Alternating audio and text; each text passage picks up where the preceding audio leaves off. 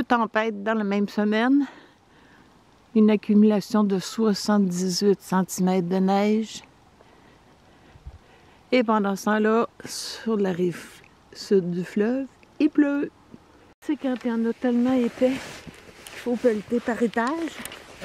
Ça, c'est juste la deuxième tempête. La première, j'étais passée.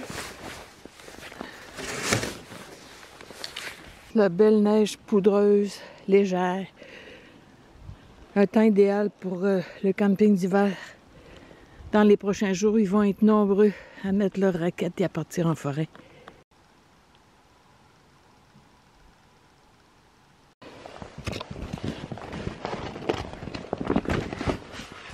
Oh, ben oui, fallait s'y attendre. 78 cm de neige sur un parapluie.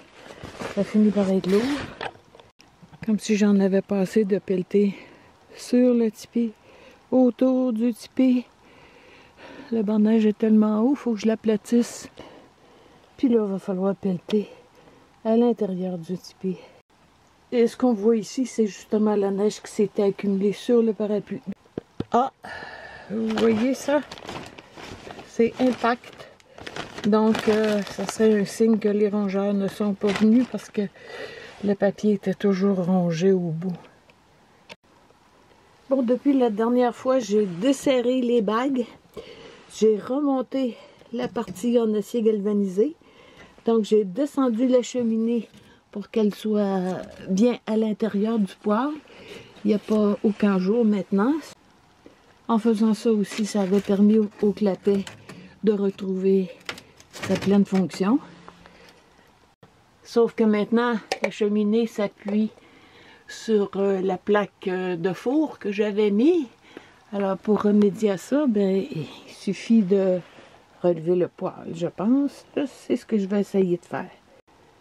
Je me souviens que quand j'ai rentré le poêle pour la première fois, ça m'a pris une éternité à le mettre à niveau dans tous les sens. Puis j'avais enlevé les pattes parce que c'était plus facile. Ça repose sur les pierres. Donc là, je me dis, si j'ajoute les pattes, mais seulement dans le sens de la largeur, ça va être assez haut peut-être. Puis en les plaçant sur les pierres, ben, je devrais trouver mon niveau. C'était beaucoup plus simple que ce à quoi je m'attendais. Les pattes se sont posées très facilement. Et puis le poêle a repris son aplomb. Et la cheminée a retrouvé sa place initiale. Pour ce qui est de la rouille sur le poêle, j'ai suivi vos conseils aussi. Quand mon poêle s'était mis à rouiller dans l'abri, j'avais appliqué une couche de peinture haute température. Puis 2 semaines après, il a recommencé à rouiller. Alors là, je l'ai brossé avec une brosse métallique. J'ai appliqué une couche d'huile végétale. J'ai fait un feu, ça fumait. Donc, je devrais être bonne aujourd'hui pour allumer un feu pour me chauffer.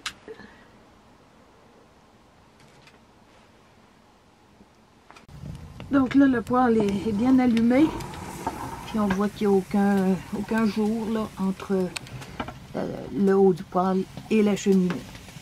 Comme je disais plus tôt, avec la belle neige qu'on a eue, il y en a plusieurs qui vont se retrouver en forêt pour des bivouacs.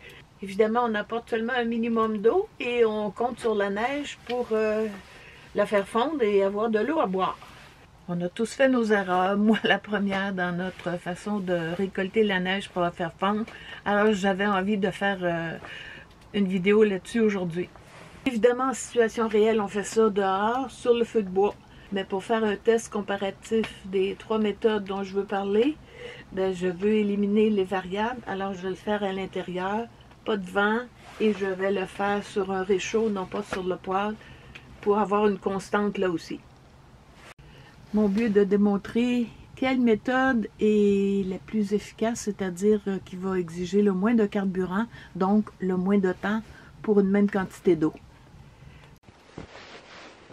La première méthode, je l'appellerais la méthode instinctive. On a notre contenant et on se dit, plus on met de neige, ben, plus on va avoir d'eau. C'est logique. Donc, c'est instinctif. On met de la neige puis on comprime pour en avoir le plus possible. toujours la même température.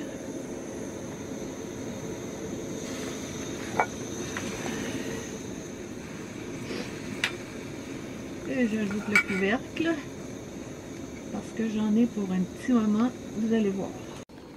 Et voilà l'eau qui vient d'atteindre le point d'ébullition. Bon, alors un peu plus de 8 minutes pour obtenir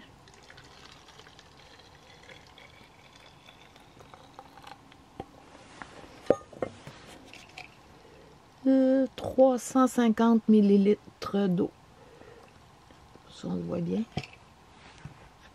La première fois que j'ai suivi la méthode instinctive, j'étais en refuge, puis j'avais un grand contenant de 2 litres avec un robinet au bas. Je me suis dit, qui se remplit par le haut. Je me suis dit, bon, je vais en mettre le plus possible. Je la fais fondre. Avec ça, j'ai de l'eau pour la fin de semaine. Je l'ai suspendu, mon contenant, juste à côté du poêle pour avoir le maximum de chaleur. À la fin de 2 jours, c'était même pas fondu. Puis on était à l'intérieur et je chauffais. Alors j'ai pas eu d'eau avec ça. Je suis allée en chercher puis j'ai essayé d'autres méthodes. La deuxième méthode, je l'appellerais la méthode naturelle. On se dit qu'on va récolter la neige de la même façon qu'elle tombe. Donc on en prend sans tasser, la neige légère jusqu'au bord. J'allume le réchaud et un demi-tour de manivelle. Ouh, il y a de la neige en dessous, hein? Je vais mettre le couvercle. Comme il y a beaucoup d'air à l'intérieur de la neige, elle a fondu rapidement. Il reste à attendre l'ébullition. Voilà, ça bout. Ça a pris 3 minutes. 3 minutes pour passer de la... Ah, c'est chaud. De la neige à l'eau bouillante et j'obtiens 100 ml d'eau. Essayons la méthode que j'appelle la méthode scientifique. Donc, il y a seulement un petit fond de neige que je dépose sur le réchaud. Encore une fois, je l'allume et je fais un tour. La neige est déjà fondue à l'intérieur. Je ne mettrai pas le couvercle parce qu'il faut que j'en rajoute régulièrement. Alors j'attends que la neige soit fondue avant d'en ajouter d'autres.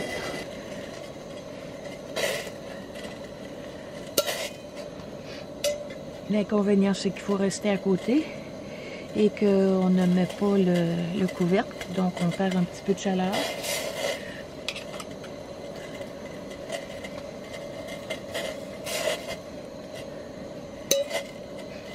Il ne faut pas y aller trop vite parce qu'il faut garder l'eau chaude.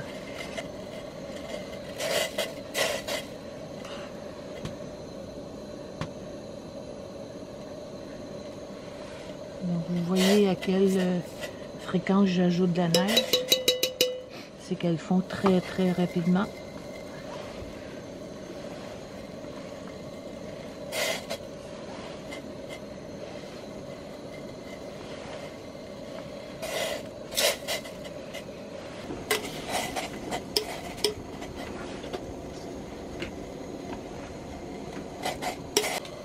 Ok, j'ai mis toute la neige dont je disposais. Pour terminer, je vais remettre le couvercle.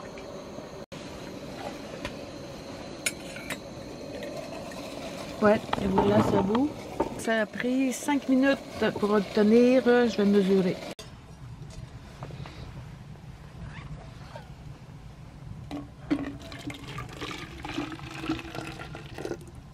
Oh, j'en ai renversé partout.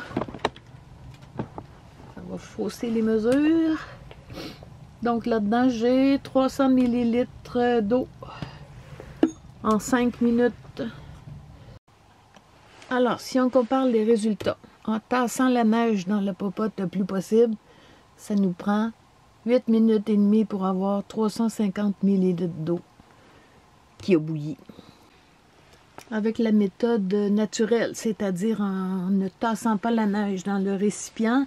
J'ai obtenu 100 ml en 3 minutes. Donc, si je veux comparer un peu plus, pour avoir 300 ml, je répète 3 fois, alors ça me prend 9 minutes. Et pour la méthode que j'ai appelée scientifique, j'ai obtenu 300 ml, mais en seulement 5 minutes. Donc, c'est beaucoup plus performant de cette façon-là. En ajoutant un petit peu de neige à la fois, on va avoir 1 litre d'eau qui a bouilli beaucoup plus rapidement que si on tasse la neige ou que si on prend 2 fois, 3 fois la neige pas tassée. Alors, voici pour la démonstration. J'espère que ça pourra vous être utile. Puis là, ben, comme c'est pas l'eau bouillante qui manque, je vais en profiter pour me faire un petit chocolat chaud. Et vous souhaitez des bons bivouacs d'hiver.